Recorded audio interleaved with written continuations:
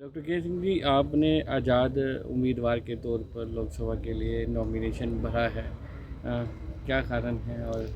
और सबसे पहले तो आप प्रेस बंधुओं का धन्यवाद, साधुवाद और मेरी ओर से जो भी मेरे समस्त अनुयायी है पूरे विश्व में, उनको जय भीम, जय भारत। हिमाचल में क्या है कि सदा कांग्रेस बीजेपी ही रहती है। आम लोग तो ये कहते हैं, क्योंकि उनके पास कोई तीसरा कोई विकल्प नहीं होता है। तो मैं 2017 में मतलब कनाडा में अपने परिवार को छोड़कर, नौकरी को छोड़कर एक विकल्प देने के लिए भारतवर्ष वापस आया हूँ। कनाडा में मैं साइंटिस्ट था, तो 2019 में भी विकल्प के रूप में खड़ा था। आज भी उनको ये एक विकल्प देना है। मेरा ये मानना है कि जब तक लोग पार्टीवाद, क्षेत्रवाद, जातिवाद और धन वाला जो चला है उसको देखकर, धन बल को देखकर वोट करते रहेंगे, तब तक हमारा जो गणतंत्र है वो मैच्योर नहीं होगा। डेमोक्रेसी अभी इंडिया में डेमोक्रेसी है, पर डेमोक्रेसी मैच्योर्ड नहीं है।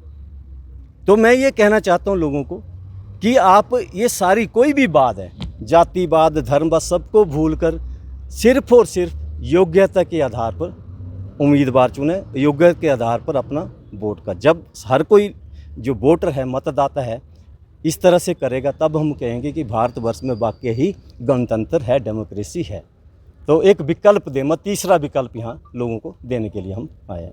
अगर बात की जाए तो कांग्रेस से जो है पूर्व केंद्रीय मंत्री, एक अच्छा खासा नाम है, वो मैदान में उतरे हैं।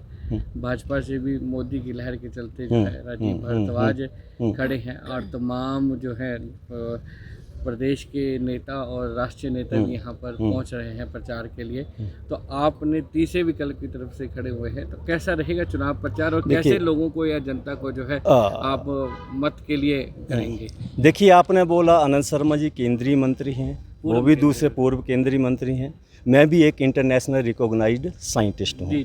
और 2017 से मैं 2500 गाँव में जाकर मैं बाबा साहब के मिशन को बढ़ाने में, मिशन अम्बेडकर पे बैक टू सोसाइटी, 2500 गाँव के बीच में जाकर मिशन करने के लोगों को वोट की ताकत, वोट क्यों करना है, वोट की ताकत क्या है, सत्ता के, उसको समझाने में लगा हूँ। तो मेरी अपनी पहचान है, वो अपनी जगह पे केंद्रीय मंत्री, में अपनी साइंटिस्ट, में अपना राजनीतिक तौर पर ही मैं कर साइंटिस्ट हैं, वो भी और बहुत बड़ा नाम होता है, ऐसा नहीं बिल्कुल सही, बिल्कुल सही। बट मैंने राजनीतिक रूप में मैं वही बात कर रहा हूँ कि जो आदमी पिछले इतने सालों से दिन रात, मेरा यहाँ पे कोई नौकरी नहीं है, कोई बिजनेस नहीं है, रात को कभी कभी मदर को देखने महीने में एक आध बार घर जाता हूँ, बाकी लोगों के बीच में होता, गाँव के बीच में ही होता हूँ।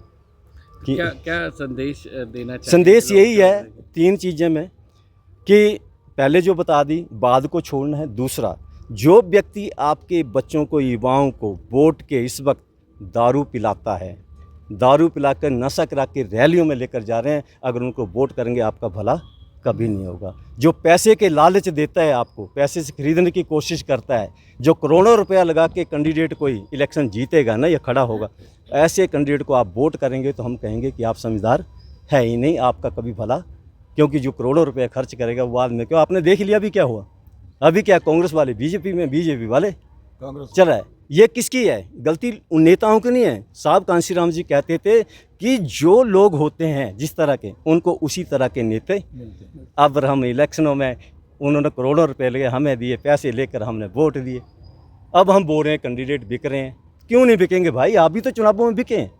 तो ये संदेश देना चाहता हूँ कि इन चीज़ों को समझो। वाकई अगर वोट का अधिकार मतलब अपने अपनी बुद्धि का प्रयोग करके द बेस्ट अवेलेबल ऑप्शन को आपने पिकअप करना है, और जब तक आप ये नहीं करेंगे तब तक डेमोक्रेसी वो ऐसे ही चलता रहेगा। आया राम गया राम। चाहे पार्टी वाले गधे को खड़े कर देंगे तो लोग पार्टी के पीछे, गधे के पीछे चल पड़ेंगे, घोड़े को करना घोड़े के, वो नहीं चलेगा, वो नहीं होना चाहिए। कैंडिडेट देखो यार, मोदी जी बहुत अच्छे नेता हैं, पर कांगड़ा जिला में काम जो भी है वो मोदी जी आके नहीं करेंगे, वो यहाँ का जो कैंडिडेट है वो करेगा। राहुल गांधी जी भी अच्छे नेता हैं, सोनिया गांधी भी बहुत कुर्बानियाँ दी हैं उन्होंने भी, पर आपके काम वो नहीं करेंगे। आपके काम कौन करेगा? जो चुनकर, आप यहाँ का लोकल नुमाइंदा है, इसको चुनकर भी वो आपके काम करेगा, वो आपके हकों की आवाज़ उठाएगा। बहुत बहुत धन्यवाद। धन्यवाद।